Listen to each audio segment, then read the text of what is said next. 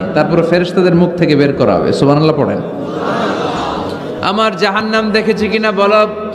ফেরেশতারা বলেন ইফতারি করার আগ মুহূর্তে আমরা যে পেঁয়াজু, আলুর চপ, বেগুনি, হ্যাঁ এগুলো খান আপনারা?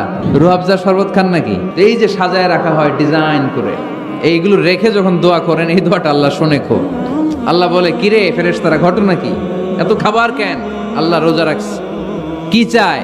আল্লাহ ক্ষমা চায়। তো খায় না যে তৃষ্ণার, তো আল্লাহ আপনার ভয়।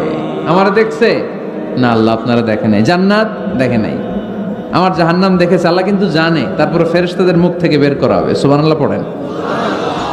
আমার জাহান্নাম দেখেছি কিনা বলো। ফেরেশতারা বলে না, জাহান্নাম দেখে নাই।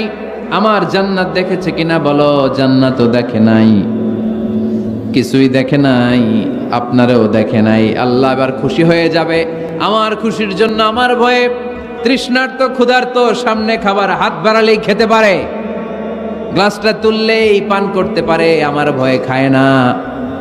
আমার ক্ষমা চায়, আমার কাছে ক্ষমা প্রার্থনা করে। এখন আমার বান্দা যা দোয়া করবে, বান্দার সব দোয়া আমি কবুল করে নেব।